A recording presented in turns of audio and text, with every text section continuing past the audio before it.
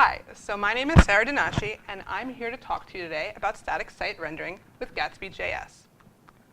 In this talk, you will learn what a static site is, what a static site generator is, and how to make your own customizable static site generated blog using Gatsby.js.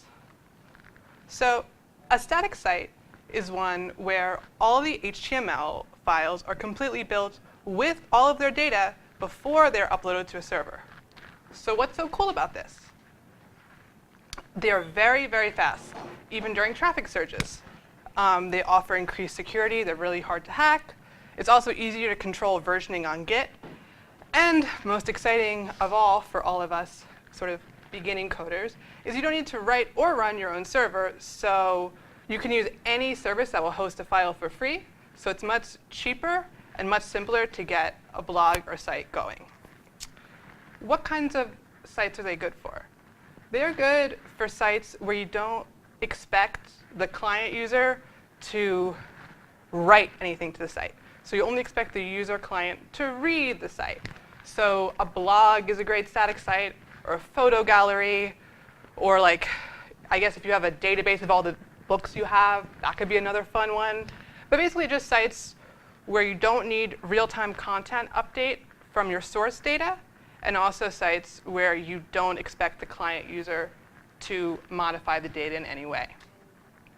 So a static site generator takes your source files, which are generally HTML templates and some kind of data, whether it be from a database or markdown blog files or images for your photo site, and generates static HTML files out of these. All the rendering is done before the files are uploaded to the server. The static site generator kind of smashes them together into these static HTML files. So what is Gatsby.js? Gatsby.js is a static site generator that uses React, Webpack, and Babel, which are all super familiar to us, and GraphQL, which I will explain very briefly a little bit later. And so what you do is you build your site with React, much like you would for a dynamic single-page app. But the development process in Gatsby is actually even more modular, and the places where you have to put your different bits of code are even more specifically defined. You use the Gatsby build tool during development and also during deployment. What's particularly cool about Gatsby as compared to some other static site generators is that because it uses Webpack and React, it takes your CSS style sheets, any node libraries you might be using on the front end, and it compacts them all into the HTML file. So it gives you a really lightning fast site. So let's build some stuff. This will not be a giant light coding thing, but I'll just show you how to get the Gatsby template started. So basically, what you do is you type Gatsby, new project, project, whatever your project name, into the terminal, hit enter, and it will start building. It takes a second or two to do this, so I'll just show you what you come up with. You get some boilerplate that has your project directory. I named this project My Chill Blog. Some node modules, actually a lot of node modules. Your source code, which right now they just give you an index.js file with a React component that just says hello world. From there, you have to do the hard stuff. Not the hard stuff. But the first thing you want to do is create a layouts folder in your source code, in your source folder. In that, you can put a CSS file if you want to do some global styles. As you see, I really went all out. And then after you get that done, what you really need is an index.js folder. This would be like the bare bones layout for every page on your site. As you can see, you can also use inline React styling. Just a note, the layouts folder has to be called layouts, the pages folder has to be called pages, and when we get to template, the templates folder has to be called templates as well. So now we go back to our console, and we can run Gatsby develop, and our local machine will host the site at port 8000, and we'll host our GraphQL server, again, I'll talk about this in a second, at 8000 GraphQL. So it renders us, or it gives us a public directory now. It renders a kind of weird HTML index and a source map, much like React. And we go to localhost 8000. We have this great blog with this great, really intimidating styling. And so now we have to add the bloggy elements, so it doesn't just say hello world. So GraphQL, which I just mentioned, is a NoSQL object query language. It was invented by Facebook for use in its mobile apps. It allows you to search for multiple values off an object at once. And it's generally what Gatsby recommends you use to query your file systems and data. There's way too much about GraphQL to go into here, but it's a really interesting thing if you want to Google it and learn more about it. I certainly do. So in order for GraphQL to be able to process our Markdown blog pages and help Gatsby build them into our blog, we need to load some plugins through npm install and our Gatsby config.js file in the root directory. The file system thing we'll use to make our front-end routes using the file names, and the transformer remark plugin is used for transforming Markdown into blog pages. So now using GraphQL in our source file system, we set up a system to search for our Markdown files and their file names, and then make a slug or front-end route out of them. This is pretty boilerplate stuff you can find on docs on their website.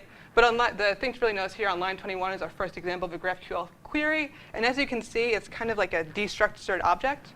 And all of the fields are search queries that you will get an answer back for. So now we've got to give GraphQL and our Markdown plugin some Markdown to eat.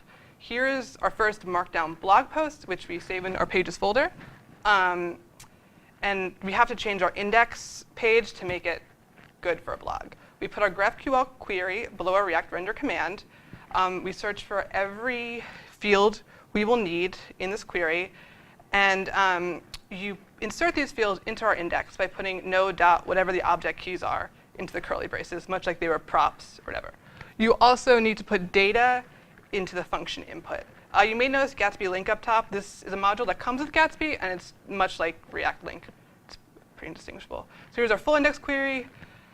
You can play around with possible GraphQL no queries on localhost 8000//turbo_GraphQL. You write your query on the left and press play to get the results.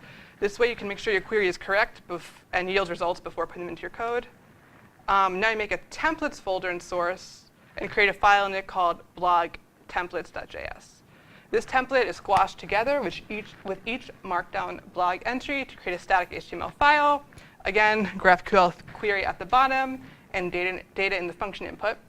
So after saving this new index and this very cool new blog template, we get a blog homepage with our title, the date it was written, and a little excerpt from the beginning of the blog. And when we click on the blog matter, we get our blog, our very thorough blog post.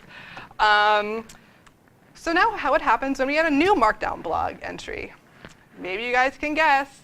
It's really cool. Our index page auto-updates and auto-renders everything in our nice, super complex formatting. And we also have a new templated page blog.